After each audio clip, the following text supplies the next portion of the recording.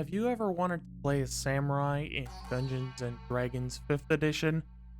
Well, here you are. It's Lou and Remmie, Lou and Remmie. It's Remmie, it's Lou and Remmie. Alright, so here's the goods. As promised, please ignore the flickery green screen. Still a new channel after all. So, here we have the samurai. Its feature structure is more or less based off the fighter, although it's different than the fighter. And yes, the option to play the subclass samurai for the fighter class is probably the better option. And of course, anything that's in here is completely untested. If you want to use it in your homebrew game, be sure to ask your DM first. And if there's any balance issues, be sure to put it in the comments. So, what do you need to know about the samurai class? Well, here we have the quick build. First, you're going to want to put strength or dexterity as your highest ability score. Next up, you want your constitution or charisma. Your charisma is what fuels a lot of your PI abilities. So, what you have here is your class features. You have 1d10 hit points per samurai level, and of course, moving forward as you level up, you get proficiency in all armor, simple weapons, and martial weapons, strength and constitution saving throws, and 2 skills from the list in there. You start with the following equipment, in addition to your normal equipment: scale mail or leather and longbow and some arrows, a spear or darts, Dungeoneer's pack or an explorer's pack, and you get a longsword or short sword, longsword and a short sword. Your first level ability is Daisho Proficiency. You are particularly adept at fighting with 2 weapons, specifically with a katana and wakizashi. So, while wielding a longsword and short sword, you may use them as if fighting with 2 weapons.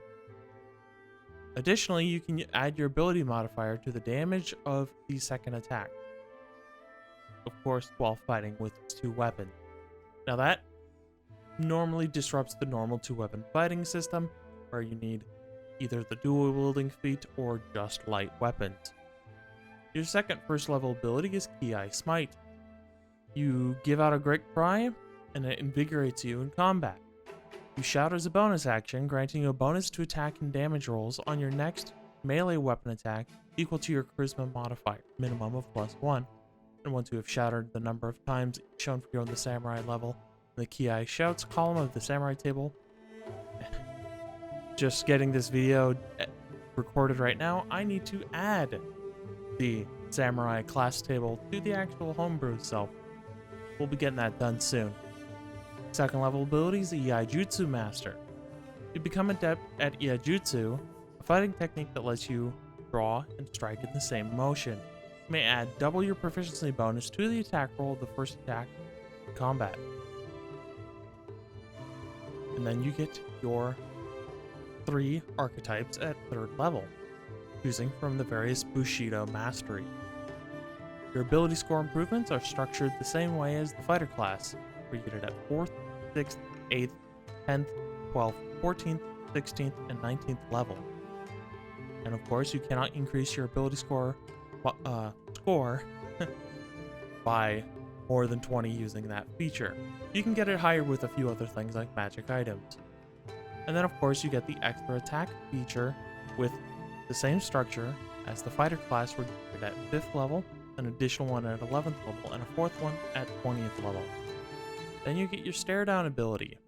You can strike fear into your enemies with just your mere presence.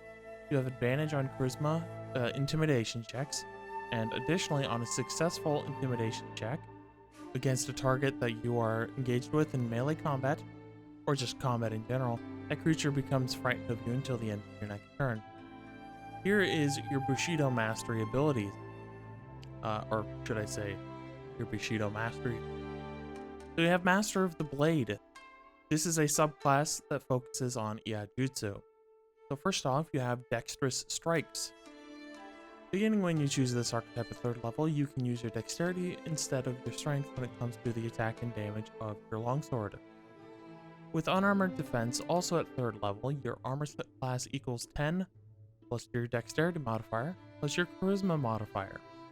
With Lightning Blade, you add your charisma modifier to initiative checks. Additionally, if you are surprised at the beginning of combat and aren't incapacitated, you can act normally on your first turn, but only if you attack a creature on that turn. And then at 10th level, you get Strike from the Void, strike from seemingly out of nowhere. You may deal extra damage equal to 1d8 plus your charisma modifier when you are wielding a longsword or short sword. You can't use this feature again until you finish a short or long rest. At 15th level, you get 1 strike, 2 cuts. You deal an additional die of damage on your first attack at the beginning of combat. Strike with no thought. At 18th level, when combat begins and you are within melee range of an opponent, the opponent is surprised by you, provided you only make a single attack. Now you have your other subclass, the Master Samurai. They get the ability Blades of Death. When you fight with a katana two-handed, you add double your strength modifier to the damage roll when you land an attack. And then at 7th level, you get Ki Strength. You learn to channel your inner power. As a bonus action, you endow yourself with great strength, dealing additional damage equal to your proficiency bonus on melee weapon attacks for 1 minute. You can't use this feature again until you finish a long rest. At 10th level, you get Supreme Mobility, where you gain a +5 bonus to your armor class against attack opportunities provoked by moving out of a threatened area while you aren't incapacitated. At 15th level, you get Retaliation. When you take damage from a creature that is within 5 feet of you, you can use your reaction to make a melee weapon attack against that creature that is very similar to the Barbarian 14th level ability from Path of the Berserker, because the exact same thing. If something's ain't broke, don't fix it. At 18th level, you get Ki Attack. You gain the ability to imbue your melee weapon attacks with your inner power. When you hit a creature with a melee weapon attack, you may spend a bonus action to bypass any damage resistance or immunity the creature might have to the damage of the weapon. This only includes the base damage type of such a weapon. And then you have the Ronin subclass. At 3rd level, you get Sneak Attack. It works exactly the same way as the Rogue, so there you go. However, you can only increase it to 4d6 damage as soon as you reach 10th level. Let the Rogue do the most of the Sneak Attack. Then at 7th level, you get Bonsai Charge. You have cast away the Code of Honor, but you still feel the thrill of bravery. When you move at least 20 feet in a straight line and attack your creature with a melee weapon attack, you can choose to take a -5 penalty to the attack roll to gain a +10 bonus to the damage roll.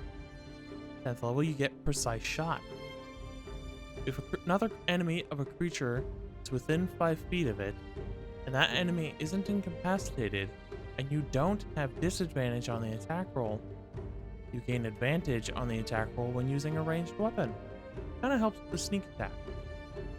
At 15th level, you have Mounted Combat. You gain the following benefits while you are mounted. When you make a ranged attack, you can attack at long range without suffering disadvantage. Additionally, when you take the attack action, both you and your mount can take the disengage action, the bonus action. Then at 18th level, you have Spirited Charge. When you are mounted, you move at least 20 feet in a straight line. You deal an additional die of damage when you hit a creature with a melee weapon attack. There you go. You got the Samurai class. Make sure you're okay with your DM. Once again, if there's any balance issues, feel free to hit me in the comments. Do the YouTube stuff that I don't really need to tell you what to do. You can figure it out. Anyways, this is Lou. This is the channel Lou and Remmie. Get off my computer.